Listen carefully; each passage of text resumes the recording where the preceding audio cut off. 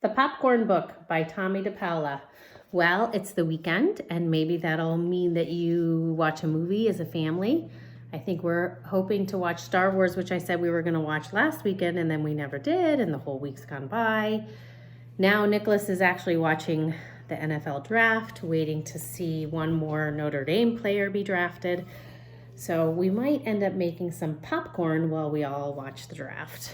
Anyway, the Popcorn Book. This is more nonfiction because it's informative. It's going to tell you about popcorn. Look at this, two little boys, one reading, one watching TV. And now a word from our sponsor. They used to say that before a commercial would come on. They'd say, and now a word from our sponsor. Mom, can we make some popcorn? Yes, the popcorn's in the refrigerator. Yummy. I wonder why Mom keeps the popcorn in the refrigerator. I don't know. I'll go look it up. Now, this book was written in 1978. In 1978, when you looked stuff up, you looked it up in the encyclopedia. You'd go to the big book that was P for popcorn, and there it would be. And look, that's what this little boy is doing, looking up popcorn in the P encyclopedia. Here it is. Popcorn is best stored in a tight jar in the refrigerator so the kernels keep their moisture. Boy, this is interesting. No, it doesn't need to pop. Popcorn is the oldest of the three main types of corn. There is field corn, which we feed to animals like cattle and pigs, sweet corn, which is the kind we eat, and popcorn. That was Nicholas. He's coming in to get something. What are you doing with that? Oh, right. Popcorn was discovered by the Indian people in the Americas many thousand years ago. One of the first sights Columbus saw in the New World was the Indians in San Salvador, selling popcorn and wearing it as jewelry. First, I heat up the pan. Here they are. Here's San Salvador, seeing the corn. He's working on it and he's reading. But popcorn is even older than that. In a bat cave in New Mexico, archaeologists found some popped corn that was 5,600 years old. Archaeologists are the people who dig for facts about how we became old civilizations. And 1,000-year-old popcorn kernels were found in Peru that could still be popped. Now the cooking oil. Peru is in South America. San Salvador, when the explorers first found it, that's in Central America, the piece of land that goes from North America to South America. The Indian people of the Americas had many different ways to pop popcorn. One way was to put an ear of corn on a stick and hold it over a fire. But many kernels were lost in the fire this way. This would be kind of fun to do if you had an adult with you to try over a fire. I think you have to dry it though first. You can't just do a regular old ear of corn. Another way was to throw the kernels right into the fire by the handful. The popcorn popped all over the place, so there was a lot of bending around and gathering it up. Oh, now it's hot enough to add the kernels. He has a pot of oil and he's adding the kernels, and there she is running around, popcorn flying. In 1612, French explorers saw some Iroquois people popping corn in clay pots.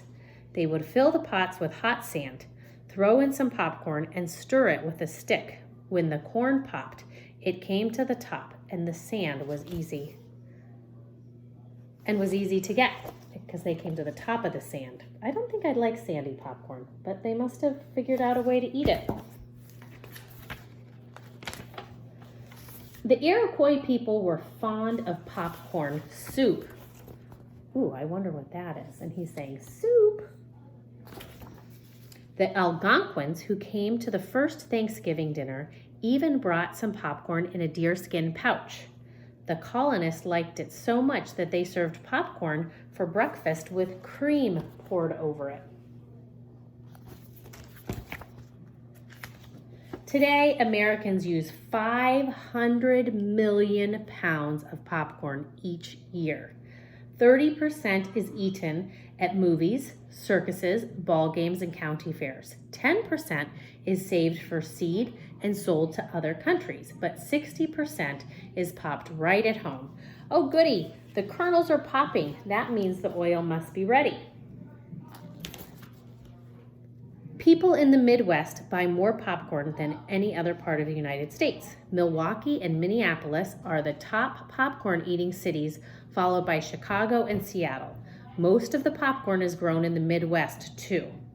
Now I'll put more kernels in the pan and turn the heat up. Oh no, he's putting more in.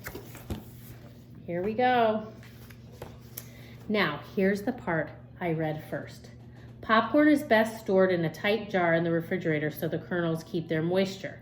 If the kernels dry out, there will be too many old maids left at the bottom of the pan. Old maids are unpopped kernels. And he's looking in here saying, doesn't look like it's enough. And this, in the beginning of the book, it said that this was Tomie and this was Tiny. So I'm guessing this is Tomie DePaola right here. If the popcorn does dry out, you can add 1 or 2 tablespoons of water to the jar and shake it until the water is absorbed. Look at what the other brother is doing. He reminds me of Big Anthony. Not really doing what he's supposed to do. Popcorn pops because the heart of the kernel is moist and pulpy and surrounded by a hard starch shell. When the kernel is heated, the moisture turns to steam and the heart gets bigger and bigger until the shell bursts with a pop. Are you sure you didn't put too much popcorn in the pot? Of course not, silly. Here's the steps. The small kernel gets hotter and harder and bursts the shell to that white fluffy popcorn. The Indian people had a legend that inside each kernel of popcorn lived a little demon. When his house was heated up, he got so mad that he blew up.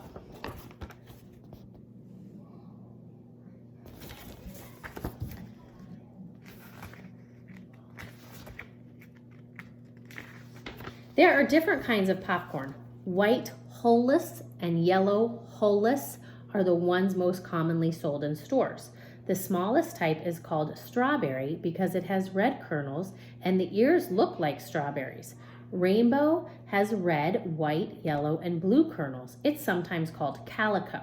There is black popcorn too, but all of it pops white. The biggest kernels are called dynamite and snow puff. And then he's shaking the pot. When the oil heats up, you have to shake, shake, shake the pot so the kernels don't burn. After popcorn is popped, most people like to put melted butter and salt on it. But if the salt is put in the pan before the kernels are popped, it makes the popcorn tough. Oh, I never knew that. I don't put it in the pan anyway. There are many stories about popcorn. One of the funniest and best known comes from America's Midwest. One summer, it was so hot and dry that all the popcorn in the fields began to pop. In no time at all, the sky was full of popping corn. It looked so much like a blizzard, everyone put on mittens and scarves and got out the snow shovels. They're laughing at that story. Help! I have a blizzard too. I knew you put too much popcorn in. Okay, if you're so smart, what do we do now? I know. The best thing about popcorn is eating it. There they are. On the back, it has two terrific ways to pop corn. Never make popcorn by yourself. Ask a grown-up or an older child, someone at least 12 years older, to help you. Remember, hot oil can burn. And this has 2 different ways to cook it. One is just the way he did it, and the other one is in a skittle with vegetable shortening. They're both in pans, one with oil and one with shortening. So there's tonight's story, the popcorn book. I bet you're in the mood to eat some popcorn yourself. We will probably have some at our house. Our kids also said they're in the mood to do Cold Stone Creamery. I guess this is a thing online where Cold Stone Creamery is an ice cream place where you the ice cream is spread out and you pick things to go in the ice cream and it's folded over on a cold surface, and then you get this mixed ice cream. So apparently they have plans to do that tonight. I don't know what I'll mix in mine, but I'm sure I will enjoy every bite. Have a great night. I will read to you again tomorrow. I miss you. Bye.